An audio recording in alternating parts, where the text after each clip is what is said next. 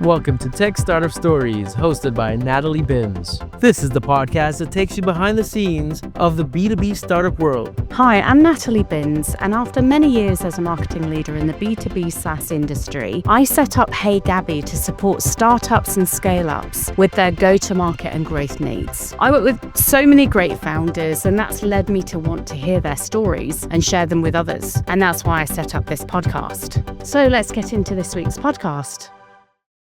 Hi everyone, welcome to this week's podcast. This week I am back speaking with Sandy Kronenberg, who is the CEO and founder of Netarx.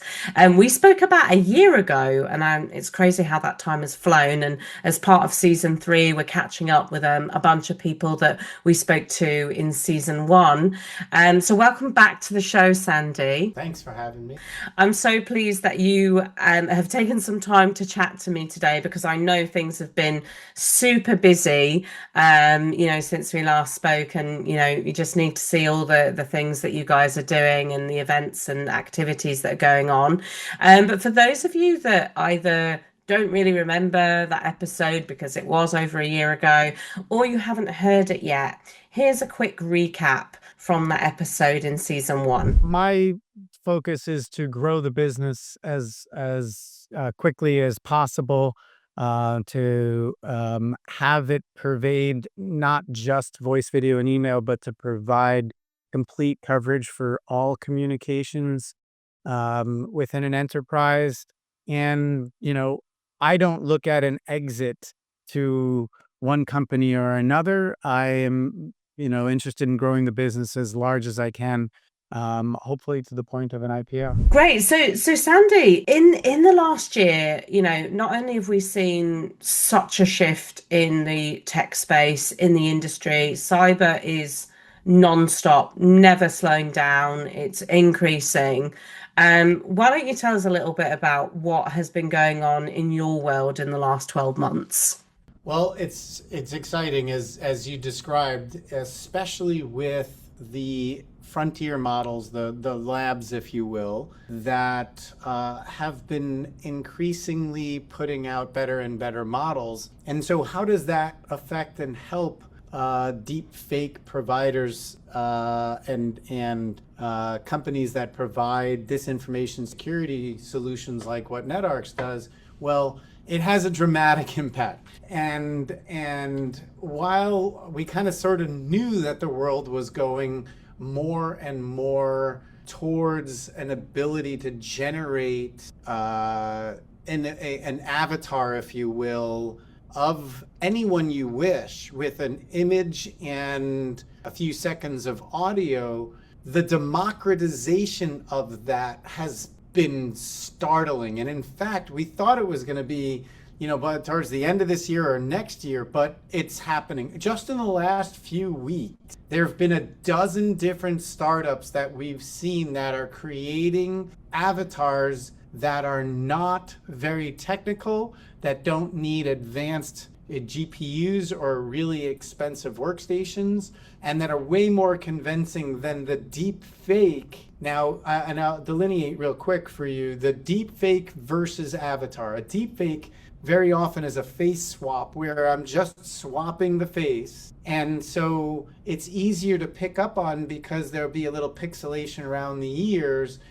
But the background's the same, and my hairline's the same, and the shirt that I'm wearing is the same. It's just changing the face. And so it's not that convincing, but the full avatars are way more convincing. And so now if you combine these LLMs that are being more and more rapidly available and combine that with advances in AI like OpenClaw, and how does OpenClaw play into this? Well, it allows the automation. It's the Jarvis, if you will, when you go and look at Iron Man, and we're finally getting to the point of having your AI assistant. Well, if you can take that AI assistant and provide an avatar to a Zoom call such as this, then what you're doing is now providing any background you want, with any apparel, with any sort of person, and it's complete. And so, the 3-finger test across the face that doesn't work. Or any other biometric or safe word or any of the old manual tools that people used to do live verification with are now moot. And so what we're seeing is a broad spectrum adoption of this. Why does that matter for us? Well, because last year, the vast majority of people are like, oh, we need this, but not right now. And why? Well, because it's an important attack vector, or the human surface layer or attack layer is one that's an interior layer that many organizations are exposed with, but it wasn't a priority because the vast number of people on a Teams or a Zoom call still believe, the vast majority, that the person on the other end is who they say they are. Not until we have a significant percentage of people who are skeptical of that will there be a mass adoption of disinformation security tools and trust operations frameworks like we've. So what's exciting is we're now getting RFPs from the largest banks, the largest credit unions, the largest finance vehicles on the planet are now reaching out. And so it's super exciting. It sounds, and I think what's really interesting is that outside of this kind of B2B world, I've certainly experienced lots of people talking about it on TikTok from a consumer perspective, and talking about the kind of things that you can look for deepfakes, like the fingers and the hair and all those kind of things. So it is becoming more mainstream there. But to your point about these avatars, how on earth do you deal with that?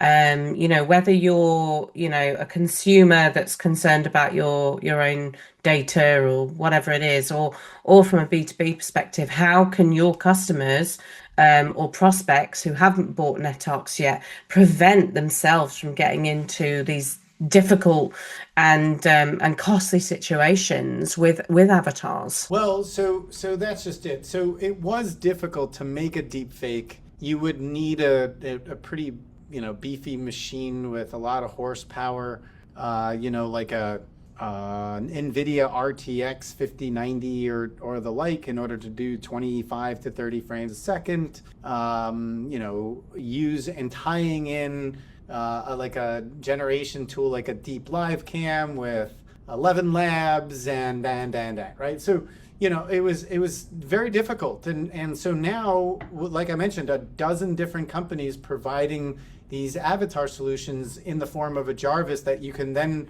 use an OBS and join a call like this.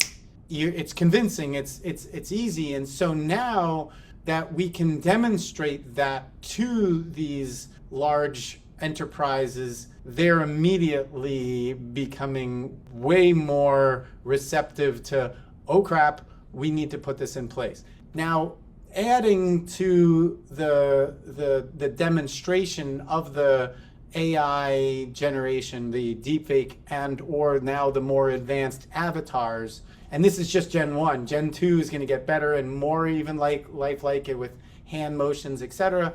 But the next thing that's really helping our adoption and our success is the standards and compliance. And so NIST 800 172 revision 3 is coming out later this year.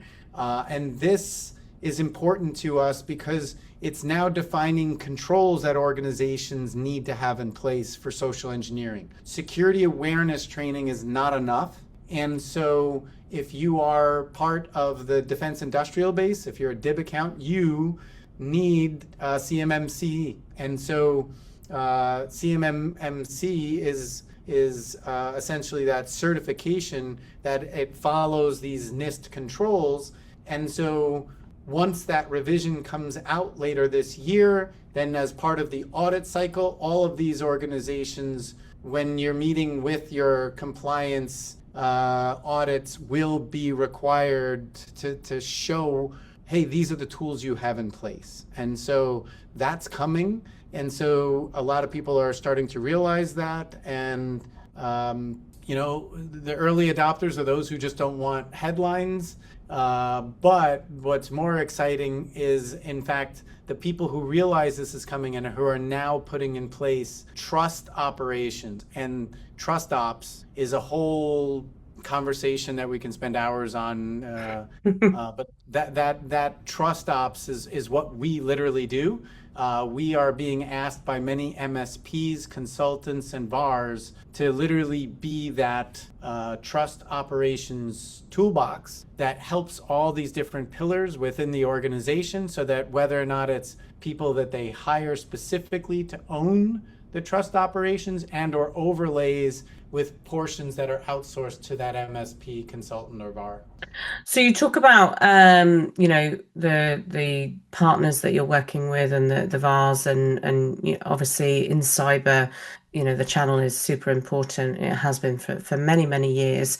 What other go-to-market models do you follow within your business? So we've partnered with a number of MSPs, VARs, distributors, the largest of the large, and they're all quite excited about our platform. Many of them have installed the platform, not just in their labs, but for their own use, so that they actually have their own NFR.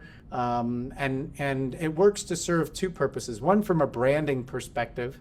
The other thing that's really helpful for them is the fact that they can do KYC for their own customer. And so instead of having a safe word or passcode or phrase, they will actually enable communication, whether it's like a Zoom call such as this or a text message or anything else, and they can do real-time verification using our patented signature service that is currently in the process of being upgraded to be post-quantum. But that is a way with which we do continuous identity verification of the individuals with whom you're communicating. And so it's not just, hey, do I have a bot that joins a call and is it a deep fake or not? It's every aspect of the communication that an organization has.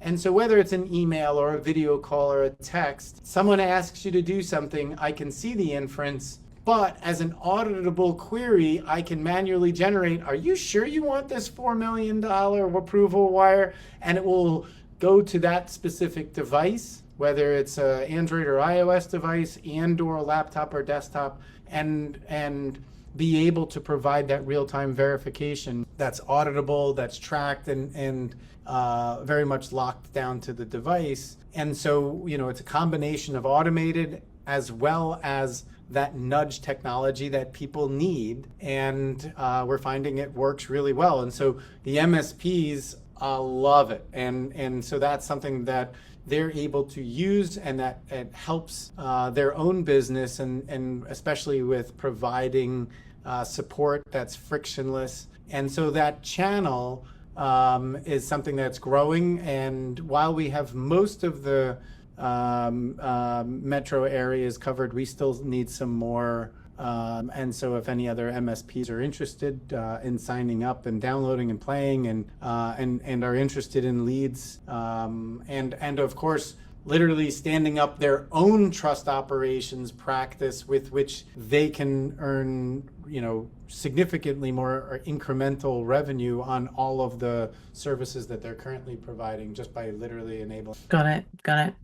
So how has your personal role changed in the last year? Because I know when we spoke, you were starting to grow the company. You've always been super passionate about what you do, and you're very hands-on. How has your role evolved as the business has grown in the last 12 months?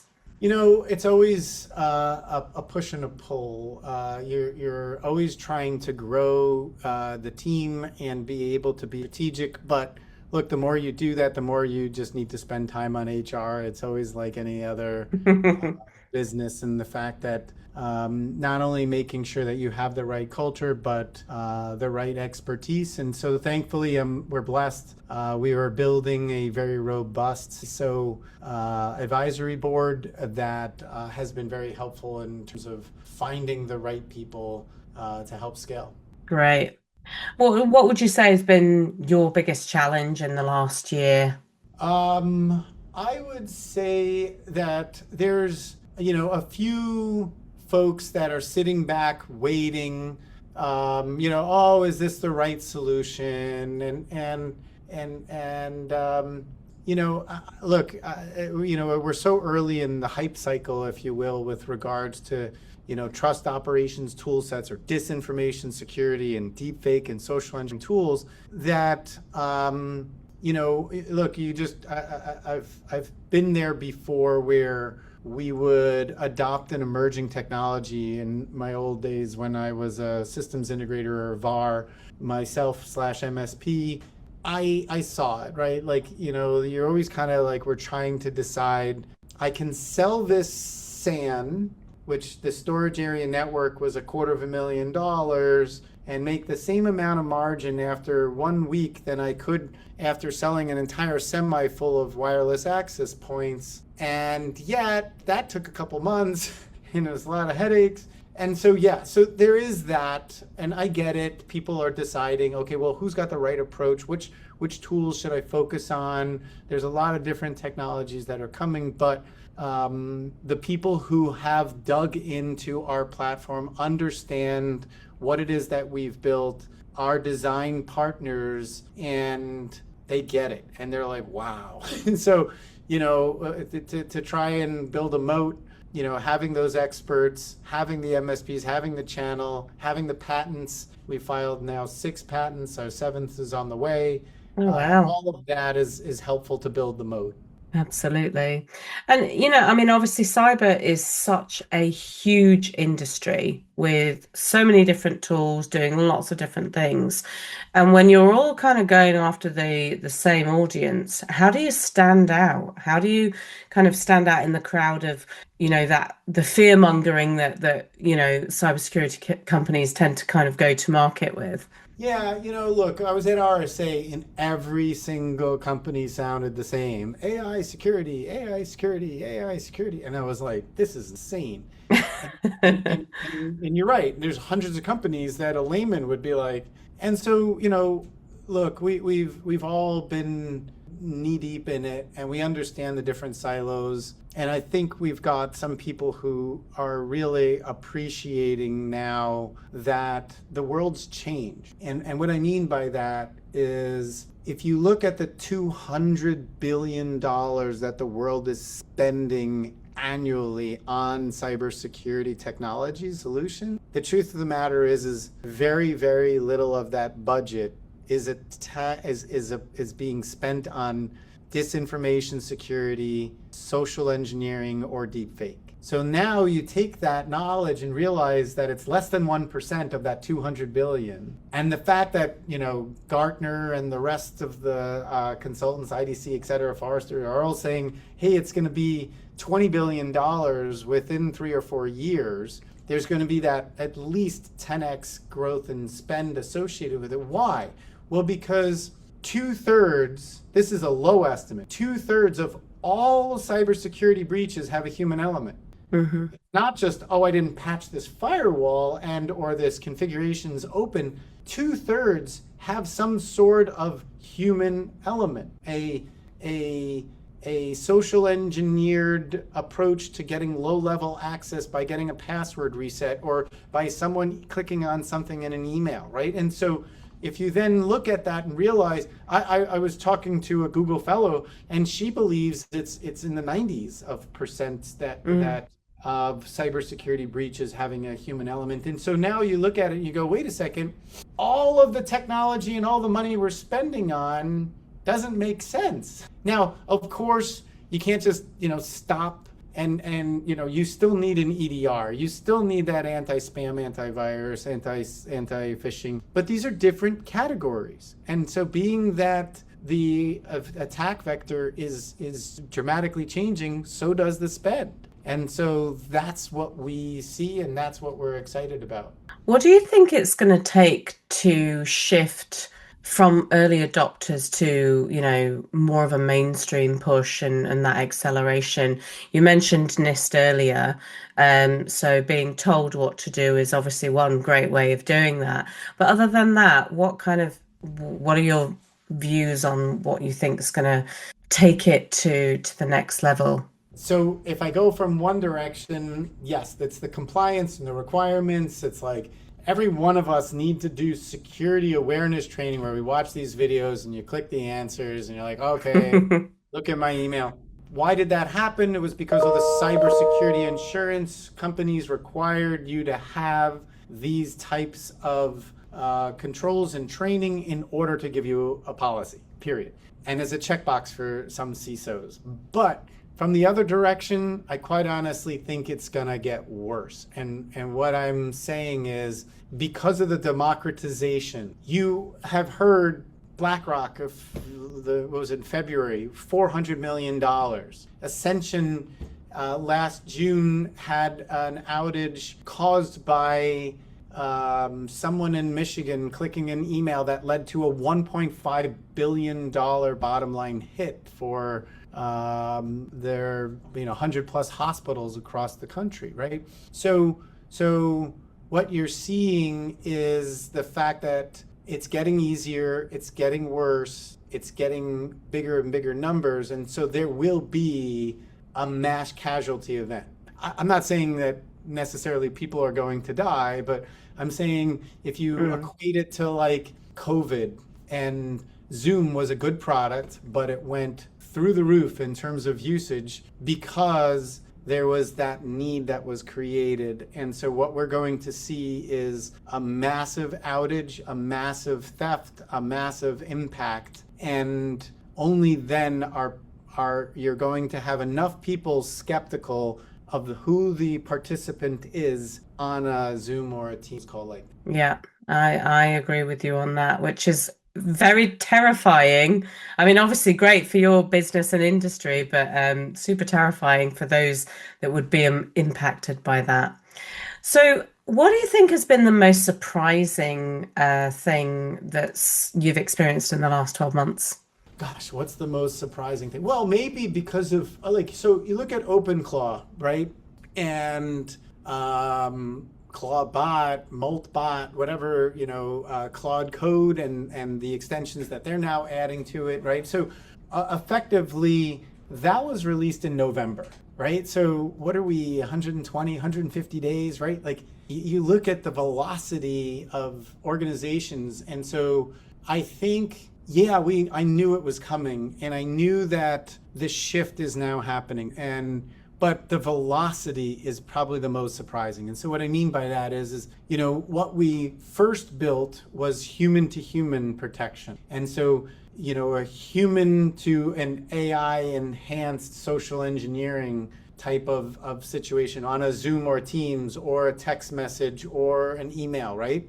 Now what we're protecting for is NHI and so the NHI to human is a non-human identity, right? And so that can range anywhere from a low-level service, and that low-level service would be, maybe it's just a SQL database that when it sees this, it just automatically dumps to your accounting, right, or your ERP. That's like a base level NHI, but more advanced are like an OpenClaw, and basically where it's like your Jarvis that is performing a task for you that you can just communicate verbally, and or I use Telegram to have an OpenClaw do marketing for us, right? And it's automated marketing. And so those bots, NHI bots, and or those non-human identities currently are 10x that of humans. Within the next year, it's going to be 50x. Every organization, every single person, it's going to be 50 NHIs to one human. And so we now need to protect that surface of attack from all of these people and there's these episodic attacks. So now if you look at it and you say, okay, well, it's an avatar, and so the avatar is an example of an NHI. Now, then take it one step forward so that not only is it we need to protect human to human, if it was AI enhanced human, but then it's NHI to human, and then it's eventually NHI to NHI. So as an example, we're both on this Zoom call. We've got a bot that's on the call listening to us. And so I've mentioned to you, hey, this is great. Let's get together next Wednesday at 2 p.m. You acknowledge it. My bot records that, sends a meeting invite. Your bot listens and says, yes, Natalie was positive on this call and said, yes, let's do that. So then my bot automatically just accepted that invite. Now think about NHI to NHI and a nefarious situation where someone is inserting themselves, and an NHI is inserting themselves into that workflow where they, as an avatar, are able to automate and get that acceptance of not just a scheduling transaction, but perhaps a financial transaction or database interaction and or any other information. And so we need to protect all of those, all three. So that's what's surprising, is just how fast it's coming. But we're perfectly well suited because of the voting ensembles and the multitude of models that we already have to protect against all those things. Got it. And with everything that's going on in the world, and we see often politics impacts cyber in a lot of cases. What have you noticed in that regard in the last 12 months? I think it's really good. A lot of people are very skeptical of Dario and of Sam and of Google and Gemini and Elon. But look, this is important for us to be the world leader at inference and at artificial intelligence. And so the dozens and dozens of gigawatts of data centers that are brought online are important for us. And so I'm very encouraged from a political perspective on how these requirements in order to bring online all of this compute is being facilitated. Love them or hate them, Trump that is, the point is that there is a positive support from DC for these labs. And again, AI will be a net massive gain for the world and humanity. And so being that the United States is going to be the leader of that, the point is that if you are able to do it, you need to make sure that you can continue to be the leader from a chip perspective.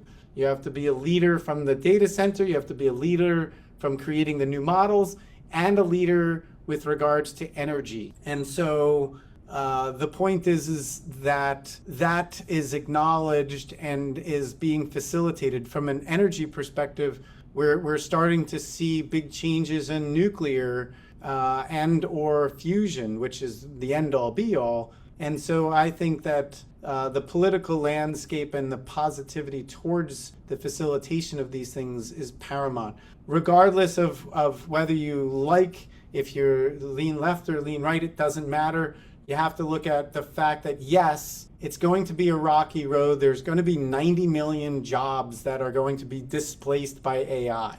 But the expectation is that there's 120, 130, 140 million jobs that will be created on the flip side. And depending on who you read and trust and believe in, like all technology, it's kind of deflationary, right? There's a lot of impact, and there's a lot of wood to chop before we can get to that other side. But it's important that we support and continue to do the hard work. And our job, we look at is to defend the human from all of the bad actors who will now have access to all these tools for very, very low cost. Interesting. Thank you for that. What is the biggest lesson that you feel that you've personally learned in the last 12 months? Oh gosh, that this is always hard. I've started a number of businesses, and I'm always like, oh, I don't need to do this again. But look, it's something that it's my passion. I've written a number of patents and monetized and litigated them, and I've started a number of businesses, and it's never easy. It has gotten a lot more expensive. My first business that I started was, way cheaper than it is now, and I think it's a little bit unfair but I think AI is dramatically changing that game too. And so the American dream and the fluidity associated with what people can do when they work hard, and I think that for every time I look and say, oh, this is impossible for people to do, but then the world changes again, and so I'm pleasantly surprised in that respect, and so it's always just continue to learn. Fantastic. Sandy, it's been an absolute pleasure. I hope to be able to get you on the show next year and see what has dramatically changed. And I'm sure there'll be so many great strides forward by the time we speak next year. So thank you so much for being on the show. Fantastic. Well, thank you. That's it for this episode of Tech Startup Stories. Have a story you'd like us to share or a topic you'd want to cover? Reach out and we'd love to hear from you. Until next time, take care.